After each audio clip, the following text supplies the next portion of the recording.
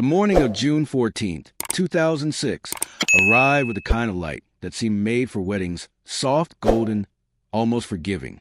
In the small town of Maple Creek, Pennsylvania, everything felt suspended in a haze of anticipation.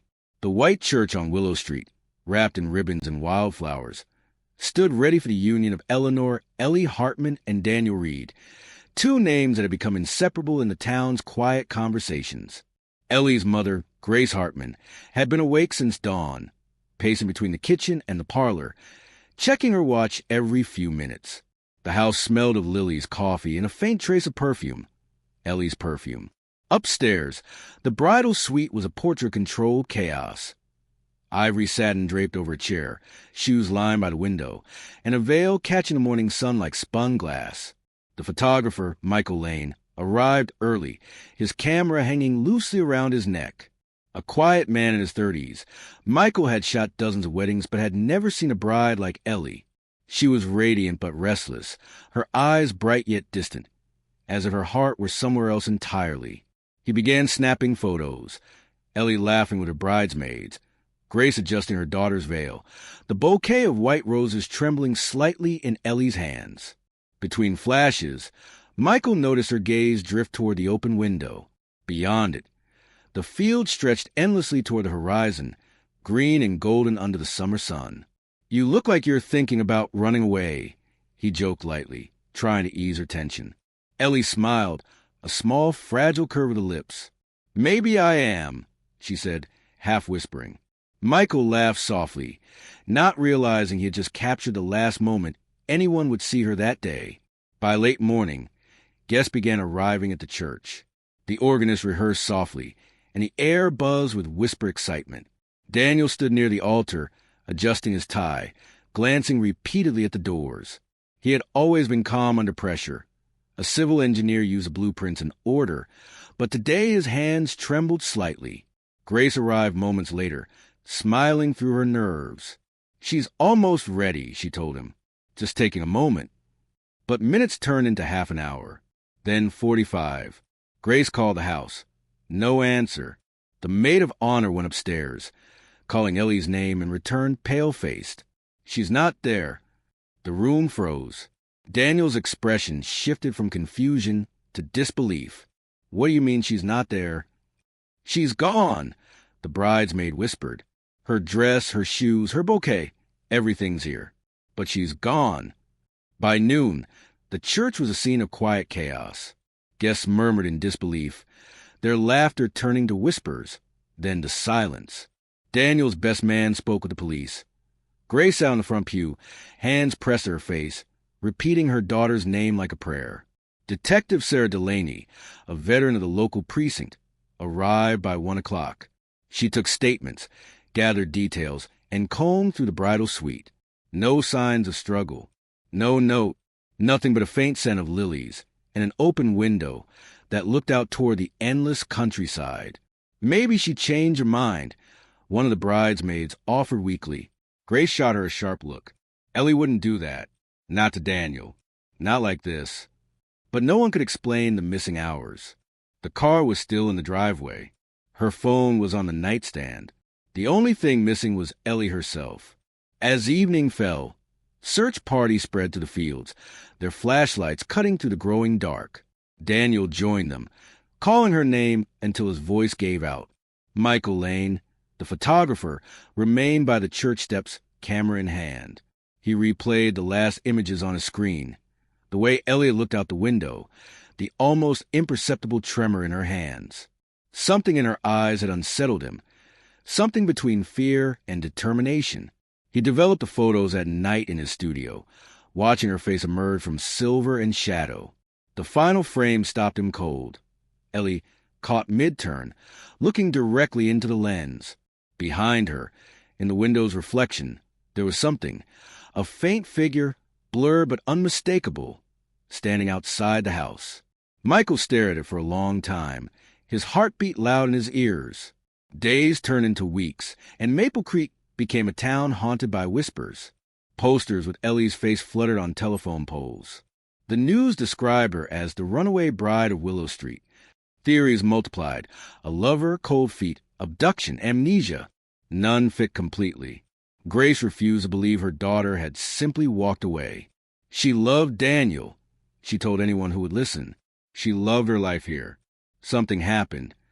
Daniel withdrew into silence, spending nights by the window, watching the road as if expecting her headlights to appear. Michael Lane avoided the town altogether, haunted by the last photograph, the one he never showed anyone. He kept it hidden in a drawer for 17 years. On the anniversary of her disappearance, the church bell still rang at noon, Grace's ritual to keep hope alive. Each chime echoed through the valley, a call for a daughter who had vanished without a trace. No one noticed a small cottage 3 miles outside town, hidden among overgrown willows near an abandoned orchard. Inside, a woman with graying hair kept the curtains drawn and the radio low. On the dresser stood a faded photo of a young bride, frozen in time, smiling beside a man with a camera. She whispered to the image. Soon, the hours between 11 and 1 were swallowed by silence. What had begun as a happiest day in Maple Creek became a riddle that refused to fade with time. Grace Hartman remembered every second of that morning. The laughter, the perfume, the sunlight falling across her daughter's face. But by midday, those details turned into ghosts, haunting fragment of a timeline that no longer made sense. At 11:42 a.m., Ellie had been seen by her bridesmaid, Laura Jenkins, adjusting her veil by the window. At 11:55, she had been alone for less than 10 minutes. By 12:10, she was gone. That window, half open and framed by lace curtains, was the only clue. Detective Sarah Delaney returned the next morning. She had been through her share of domestic disappearances, but this one unsettled her in a way she couldn't name. Runaways leave footprints, she told Grace softly. Ellie didn't leave a single one. The house was methodically searched. Closets, basement, backyard, even a small attic where Grace stored Christmas decorations. No torn fabric, no footprints, no note. Only that open window and a faint indentation on the outside grass, too vague to identify. Michael Lane dropped by later that day to return the photographs he'd taken. His eyes were shadowed, his hands trembling slightly as he placed the envelope on the table. "I thought you might want these," he said. Grace opened the first photo and froze. There was Ellie, standing in front of the mirror, her face reflected twice, once radiant, once uncertain. The second photo showed her at the window, light catching in her hair. Then Grace stopped at the third picture. "Who is that?" she asked, her voice sharp. Michael leaned in. The image was faint, blurred by reflection, but there was definitely someone outside, the outline of a man's shoulder, just visible beyond the glass. "I didn't notice that until last night," he said. "Could be someone from the wedding party. Or what?" He hesitated. Or someone who shouldn't have been there. By the end of the week, the town's peace was gone. Volunteers combed through the woods. Helicopters searched the fields. The local paper printed bride missing on her wedding day in bold letters that felt too heavy for such a small town. Daniel Reed was questioned repeatedly. His answers were calm, almost mechanical. He described their relationship as steady, their arguments as normal, yet something in his tone felt rehearsed, as if he were afraid of saying the wrong thing. "Did she seem anxious lately?" Delaney asked. Daniel hesitated. "Not anxious. Just quiet. She was thinking about something a lot. I asked, but she'd say it was nothing." "What kind of something?" He looked out the window, avoiding her gaze, like she was deciding something. But she wouldn't tell me what. The investigation stretched into months. Theories bloomed and died like weeds. Some said Ellie had fled the wedding to start over in another state. Others swore they'd seen a woman matching her description boarding a bus that afternoon. But nothing ever solidified. No credit card activity, no phone records, no sign of a second life. Ellie Hartman had evaporated in broad daylight. Grace stopped sleeping. The house grew silent except for the ticking of clocks, constant reminders of the hours that had stolen her daughter. She sat by the phone every night, waiting for a call that never came. Michael Lane avoided the mirror. Every time he picked up his camera, he saw that reflection again, the faint outline of a stranger watching through glass. Sometimes he dreamed of that face, half hidden by sunlight, and would wake up with a cold sweat, unsure if what he saw had been real. Years passed. The town moved on, but Grace did not. She kept Ellie's room untouched. The dress folded neatly, bouquet dried and fragile, veil draped across the vanity. Every June 14th, she walked to the church, placed fresh lilies by the altar, and whispered her daughter's name into the empty pews. Daniel eventually left Maple Creek. Rumor said he moved to Ohio, remarried, and tried to rebuild a life untouched by the ghosts of that day. Grace never blamed him. People leave to forget, she told herself. I stay to remember. Michael Lane left too, though not far. He settled near the state line, still working as a photographer, but never weddings.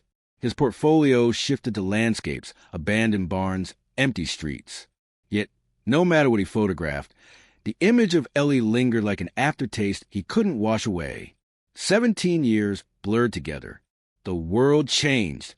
Phones became smarter, cars quieter, everything faster. Yet Maple Creek still whispered about the bride who vanished. On an unremarkable afternoon in 2023, Michael received a letter. It was unsigned, postmarked from Maple Creek. Inside was a single sentence written in careful, almost delicate handwriting. You were the last one who saw me. It's time we talk. Enclosed was a photograph, freshly taken, in color, showing a small cottage surrounded by overgrown grass. The address on the back was just 5 miles from the church. Michael stared at it for a long time, the way one stares at something impossible. Then, with shaking hands, he packed his camera and drove. The road was narrow and forgotten, lined with birch trees that bowed over the path like a tunnel. The cottage appeared at the end of it, weather but standing, smoke curling faintly from a chimney. He parked, heart thundering, and approached the porch. The door creaked open before he could knock. A woman stood there. For a moment, he thought he was hallucinating. The curve of her jaw, the eyes, the unmistakable grace. She was older, her hair streaked with gray, but the resemblance was beyond question. Ellie, he whispered. She didn't flinch. You came. I don't understand, he stammered. Where have you been? Everyone thought. She stepped aside. Come in, Michael. Inside, the air smelled faintly of cedar and something floral, the same perfume she'd worn that morning. The living room was simple. Bookshelves, photographs, a radio softly playing an old love song. Michael glanced around, noticing the walls lined with paintings, all of them landscapes, each capturing fragments of Maple Creek, the church, the valley, the willow fields. Every canvas seemed to tell the same story, over and over, from different angles. You've been here, he said slowly. All this time. Ellie nodded, near enough to see everything, far enough to be forgotten. Why? Her eyes glistened, the same mix of fear and peace he had seen 17 years ago through his lens. Because I had to choose between the life they wanted for me and the one I could live. Michael felt his throat tighten. You disappeared to survive. I disappeared to breathe. She turned toward the window, sunlight catching in her hair like it once had. You were the only one who saw me that day, really saw me. The others looked at the bride. You looked at the person underneath. Outside, the field swayed in the afternoon wind, the same way they had the morning she vanished. Michael lowered his camera bag onto the floor. For the first time in years, he raised his lens again. May I? Ellie smiled faintly. One more photo. He clicked the shutter. The sound echoed to a quiet cottage. The closing of a circle, the ending of a 17-year silence. Somewhere in town, the church bells began to ring, marking another June 14th. And though the world would never know why she left, in that single photograph, frozen in time and light, Eleanor Hartman finally existed again, not as the missing bride of Maple Creek, but as a woman who chose her own story. 17 years had a way of reshaping everything. Memories blurred, faces changed, and the world outside continued without pause. But inside the small cottage on the outskirts of Maple Creek, time seemed to exist differently. For Eleanor Hartman, Ellie, each day was measured not by calendars or clocks, but by the quiet rhythm she constructed for herself. The cottage was modest, Surrounded by fields that stretched toward the horizon, dotted with old willows whose branches whispered in the wind. It was a sanctuary of simplicity, a life stripped of ceremony and expectation. Ellie had painted the walls in soft cream, hung shelves for books, and filled the rooms with objects she had collected. Stones smoothed by rivers, wildflowers pressed in journals, photographs she had taken of the world outside her windows. She had built a life deliberately invisible, a bubble between the world she had left behind and the world she now inhabited. The news from Maple Creek occasionally drifted to the radio. Stories of marriages, births, local politics, but she never answered calls or letters. She was careful not to be found. Her days began at dawn. She rose with the sun, brewed tea in a chipped porcelain cup, and walked through the fields, letting the grass brush her hands. These walks were meditative, a way to anchor herself to reality and to keep the memories of her past from collapsing into despair. At first, the solitude was unbearable. The echoes of that vanished wedding day haunted her. The image of Daniel Reed standing at the altar, confused and anxious, replayed endlessly. The image of her mother's frantic eyes, searching for a daughter who was gone, became an invisible weight she carried alone. But gradually she adapted. She taught herself to sew, to paint, to sketch the birds and trees she encountered. In the evenings, she read books from a small-town library, devouring stories of women who had lived quietly but powerfully, women who had chosen their own paths against all odds.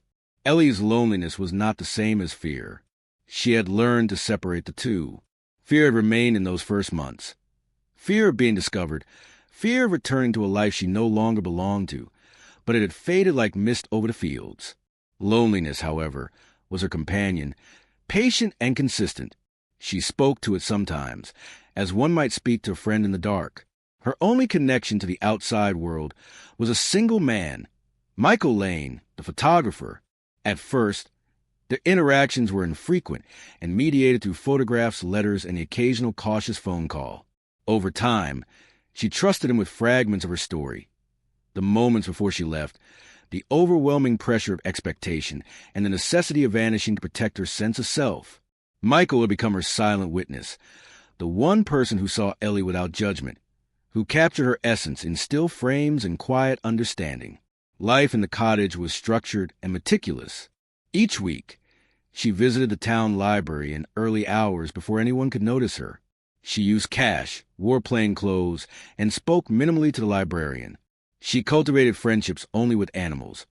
A stray dog she named Rusty, a pair of cardinals that nested near the window, and the occasional barn cat she rescued from the fields. Her hidden years were marked by this quiet discipline, a life rich in observation, art, and small triumphs. She documented everything. The change of seasons, the growth of the trees, the light falling across the hills. Her journals became a chronicle of existence that belonged entirely to her, a testament to resilience and the will to survive invisibly. Evenings were often her hardest hours. She would sit by the window, watching the distant lights of Maple Creek flicker in the darkness. Sometimes she imagined the faces of those she had left behind. Grace, waiting in vain, Daniel, devastated and confused. Each imagined encounter brought a pang of sorrow, but also a strange comfort. She had not disappeared to hurt them. She had disappeared to save herself from a life she could not inhabit honestly. On the rare nights when the moon was high and silver across the fields, Ellie would take her journals and sit on the porch, sketching or writing letters she never sent.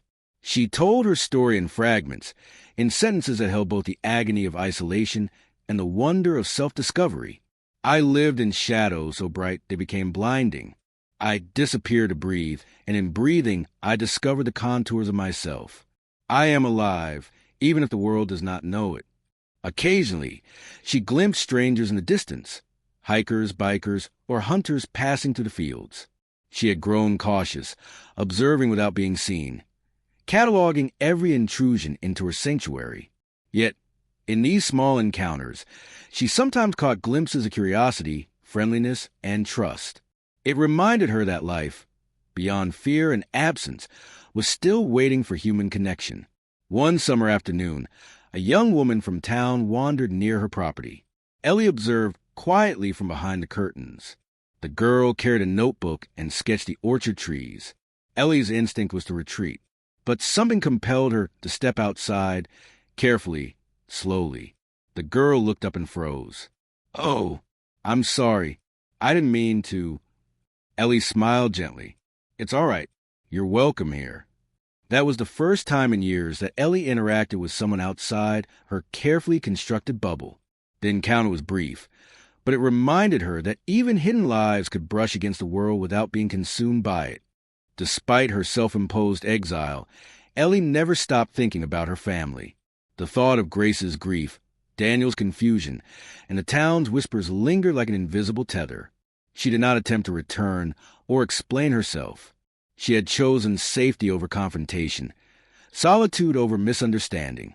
And yet, the idea of reconciling with her past, though terrifying, began to form in quiet moments. 17 years of living in hiding had not erased love or loyalty. It had reshaped them. Ellie had learned to understand herself, to honor her choices, and to confront her fears in ways she never could have within the constraints of her old life. She had become a woman defined not by expectation, but by resilience, creativity, and quiet courage.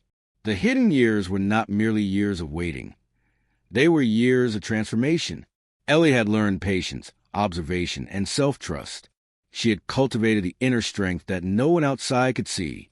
And now, when she looked at the field stretching endlessly before her, she knew that the time might soon come to reconcile those hidden years with the world she had left behind. Michael Lane's letter had arrived that morning. It was simple. "I found something. You should see it. It is time." Ellie held it in her hands longer than necessary, tracing the words with trembling fingers. The moment she had long anticipated, feared, and imagined for years was approaching. The hidden life she had lived, the secret she had guarded, the solitude she had cherished. Soon it would meet the world outside, and she was ready. The sun sank behind the orchard trees, casting long shadows across the fields. Ellie stood on the porch, breathing deeply, feeling the cool evening air fill her lungs. Rusty padded at her feet, looking up with trusting eyes. For the first time in 17 years, she felt the delicate, terrifying thrill of possibility. The possibility of reunion, of explanation, of a life reclaimed without the shackles of fear. Her hands touched the edge of her journal. Inside were 17 years of secrets, sketches, and confessions. She flipped through the pages once more, feeling the weight of every hidden moment, every choice that had brought her here. She closed the book with care. It was time. The narrow country road stretched for miles, flanked by fields of corn and wildflowers, their stalks whispering in the afternoon breeze. Michael Lane gripped the steering wheel tightly, eyes fixed on the cottage visible just beyond a bend. 17 years. 17 years of unanswered questions, restless nights, and silent guilt. And now, finally, the answer waited behind that weathered door. He parked his car, heart pounding, camera slung loosely around his neck. The air smelled of earth and rain, faintly sweet with the scent of wildflowers. Everything felt unreal, the same quiet world, unchanged and patient, as if it had been waiting for this moment too. Michael approached the porch slowly. Each step echoed in the hollow silence, a rhythm he had not felt in decades. He lifted his hand to knock, but the door swung open before he could touch it. Ellie stood there, older, yes, but unmistakable. The lines around her eyes carried the stories of her hidden years, but her posture, quiet and grounded, radiated a strength he had not anticipated. She was no longer the anxious bride, caught between expectation and fear. She was a woman who had carved life from invisibility itself. "You came," she said, voice calm, almost neutral, yet carrying the weight of 17 years of absence. I had to," Michael stammered, overwhelmed. 17 years. "Ellie, everyone thought you were gone." "I was gone," she replied softly, "but I wasn't lost." The words settled between them like a fragile truce.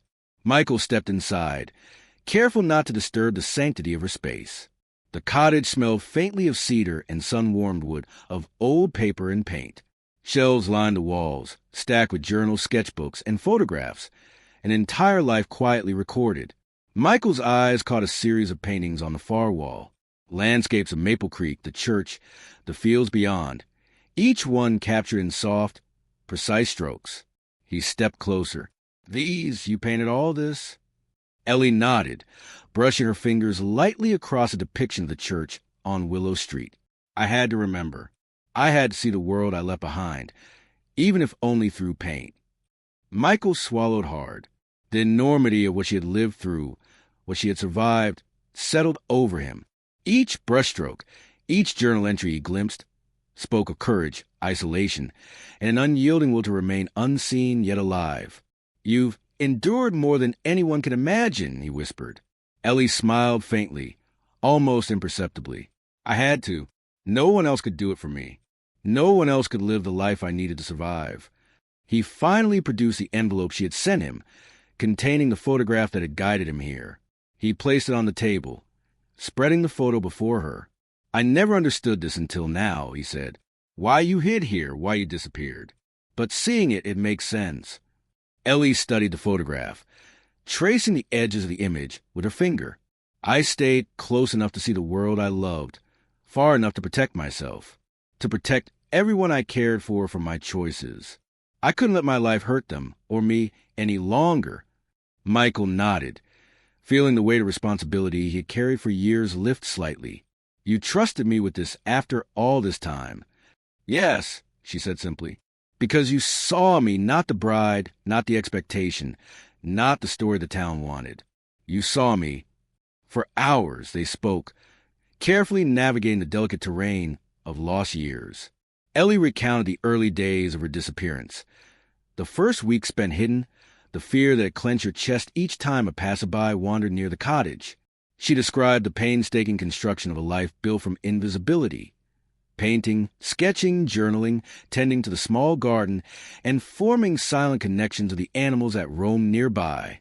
Michael listened, sometimes nodding, sometimes silent, letting her words fill the room like sunlight spilling through open windows. Every detail she offered was a revelation, a window into a world that existed parallel to Maple Creek, yet untouched by its expectations. She spoke of loneliness, of grief for the life she had left behind, but also of discovery. I learned who I was, she said, voice low but steady. I learned what it meant to exist on my own terms.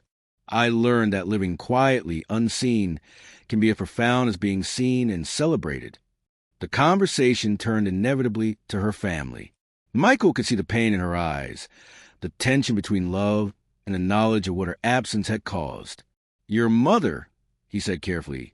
She never stopped looking. Ellie's gaze fell to the floor. I know. Every June 14th, she lit a candle in the church. She waited, prayed, and never gave up hope. I owed her this truth, but I also owed myself these years. I had to be certain I could face the world again before I returned. Michael's hand hovered near his camera. And now, Ellie lifted her head, the sunlight catching in her hair. Now, I am ready to speak, to be seen, to return, not as the bride I was expected to be, but as the woman I became. Outside, the afternoon light shifted, bathing the fields in amber. Michael suggested they take a walk, cameras in hand, capturing moments that might bridge the gap between hidden life and public acknowledgement. As they moved across the orchard, Ellie pointed to the old willow where she had first watched the town in secret. I spent many days here, she said, watching, waiting, imagining. This tree had become my world, my witness, my companion.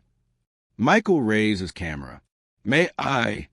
Ellie nodded, stepping lightly into the frame. He clicked the shutter.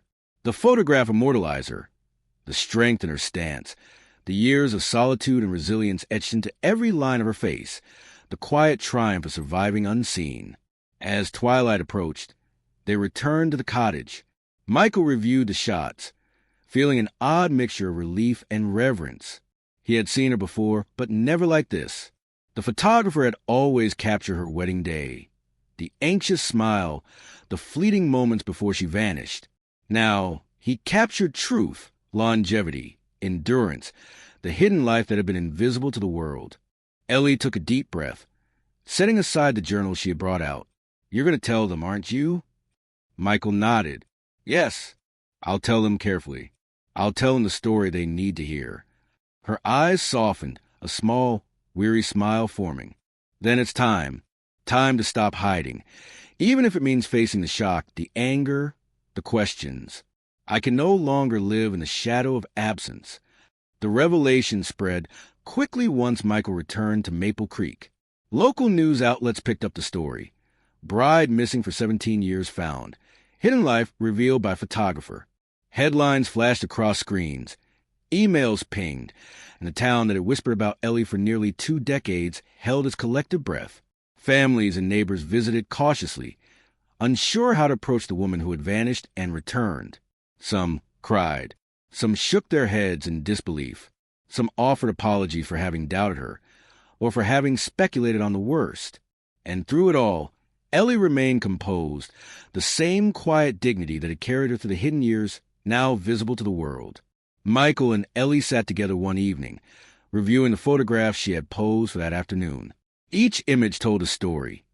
The courage of solitude, the resilience of hidden life, the choice to exist authentically. "You were invisible for so long," Michael said. "But now, the world can finally see you." Ellie's voice was steady, calm, and resolute. "Yes, but it is not the world I seek approval from. It is myself. I am finally whole." And in that moment, Michael realized that the revelation was not merely about discovery. It was about reclamation. The reclamation of life, identity, and the dignity that comes with surviving and thriving on one's own terms. As the first stars pierced the twilight sky, Ellie looked out over the fields, breathing deeply. 17 years of hidden life had brought her here, to choice, to freedom, to reunion with her own self. The photographer who had captured her final moments before she vanished had returned to capture her first moments of reemergence, and in that exchange, both found closure and understanding. The hidden years had been long, but now, thanks to courage, trust, and the patient eye of someone who had truly seen her, Eleanor Hartman would finally reclaim the world she had chosen to leave, and the world would bear witness to the woman she had become. The morning light fell soft and golden across Maple Creek. The town that had whispered about Ellie Hartman for 17 years now moved quietly, cautiously, as if waking from a long, uneasy dream. The sun illuminated streets, houses, and fields unchanged by time, yet the air carried the weight of revelation, of truths long hidden and finally uncovered. Ellie walked to the town center, her steps deliberate but unhurried. She no longer felt the anxiety that had gripped her that morning in 2006. Instead, there was clarity, a serenity born of years spent alone, learning who she was, and choosing the life she wanted before anyone could impose theirs. The townspeople recognized her immediately, and a hush fell as she passed. Some froze, unsure how to approach her. Others whispered names, faces, memories, tentative attempt at connection with someone who had vanished as suddenly as a shadow in sunlight. Grace Hartman was waiting near the church steps, a bouquet of fresh lilies in hand. She had aged, as all mothers do, carrying grief like a second skin, but she remained poised and composed, a quiet strength etched into her features. When she saw Ellie, the years melted away. "Mom," Ellie said softly, tears welling in her eyes. Grace ran forward, enveloping her daughter in an embrace that carried 17 years of fear, worry, and love. "Oh, Ellie, my baby," she whispered, her voice thick with relief. I never stopped hoping. Never. For a long moment, they stood there, two figures reunited not just by blood, but by endurance, by the unwavering thread of love that had survived absence, time, and silence. Daniel Reed arrived shortly after, his presence tentative, uncertain, yet suffused with the same emotions that had kept him awake all those years. His face had changed, lines etched by worry and regret, but his eyes reflected the same devotion that had defined him the day Ellie disappeared. "Ellie," he said, voice trembling slightly, I don't even know what to say." Ellie looked at him, serene and composed. "You don't have to say anything, Daniel. I know what you felt. I know why it hurt. I know the life you tried to imagine I would live. And now, I'm here. That's enough." He nodded, tears spilling freely, and for a moment the past 17 years collapsed into a single heartbeat of relief. The world seemed to pause, holding its breath as a lost chapter of life finally found its place. The photographer, Michael Lane, watched from a discreet distance. His camera hung in use around his neck. He had fulfilled the role fate had assigned him, The one person who saw Ellie truly, who documented her absence and re-emergence with care, precision, and empathy. His photographs had become both evidence and art, chronicling a story that the world would soon witness. Yet he understood that some truths, love, resilience, the quiet strength of hidden life, could not be fully captured by images alone. Michael approached him at last, offering a gentle nod. "You were gone for 17 years, he said quietly. "And yet, here you are. Ho!" Ellie smiled faintly. "Oh, yes, and ready." Inside the church, sunlight streamed through stained glass, casting fractured colors across the pews. The space was quiet now, unlike the chaos of her vanished wedding day. Friends, neighbors, and townspeople gathered, not for ceremony, but for acknowledgement. They had waited silently, watched the years pass, and finally had the chance to witness the woman who had survived in secrecy. Grace stood beside her daughter, holding her hand. Daniel followed, standing respectfully at a slight distance, the pain of lost years etched in every line of his face. Ellie took a deep breath and spoke. "I disappeared 17 years ago," she began, voice steady and calm. "Not because I didn't love, or because I wanted to hurt anyone. I left because I needed to find myself, to live a life that was mine, away from fear, expectation, and judgment. These years were not wasted. They were mine, hidden but alive." She paused, allowing the words to settle. Some faces showed shock, others understanding, many a mixture of both. Yet in the quiet that followed, there was respect for the courage it took to survive unseen, for the strength it required to return. Ellie continued, recounting fragments of the hidden years. The cottage by the fields, the journals filled with observations, sketches, and reflections, the life built meticulously, day by day, to endure the absence imposed by circumstance and fear. She spoke of solitude not as punishment, but as reclamation. "I learned that life can be quiet and profound," she said. "That love does not vanish when distance grows.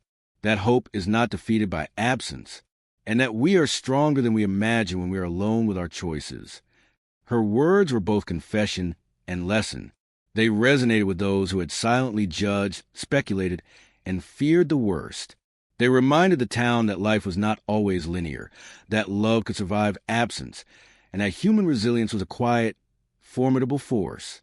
Grace stepped forward, embracing her daughter again.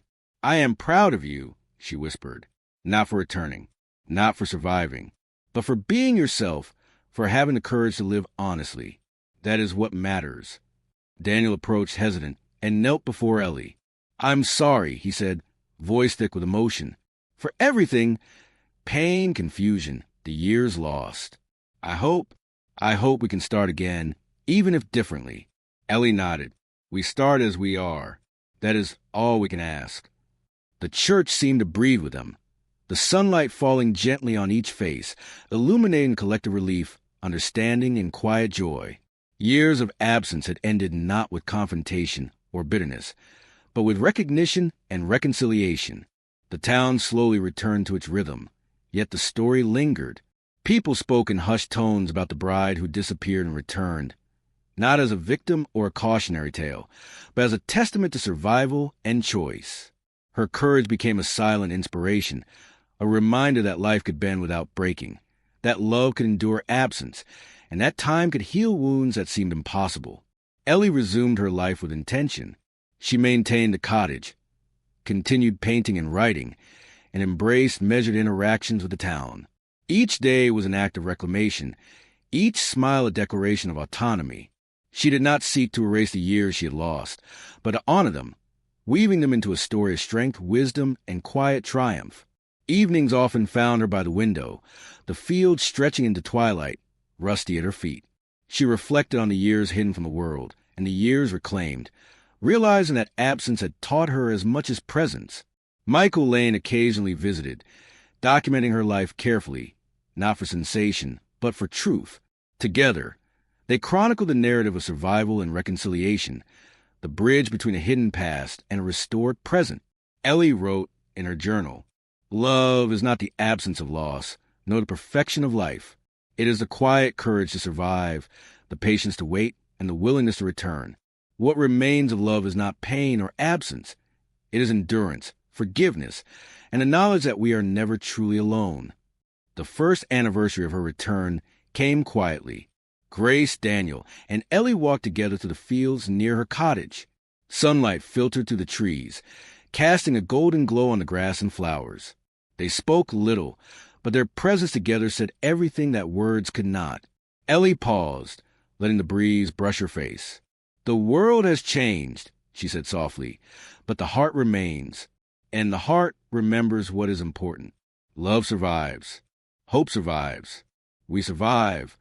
Grace took her daughter's hand, and Daniel fell into step beside them. For the first time in nearly 2 decades, all three moved forward not as broken fragments, but as whole, connected by love, choice, and understanding. As twilight deepened, Ellie returned to the porch of her cottage. Rusty lay at her feet, the field stretching endlessly before her. She breathed deeply, feeling the wind and the light, the scent of earth and life all around. The hidden years were over.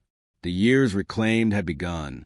And in that quiet, reflective moment, she realized that what truly remained of love was never lost. It had only waited patiently for the courage to be recognized once more. And as stars began to pierce the evening sky, she knew the truth she had long carried. Absence could not destroy what was essential.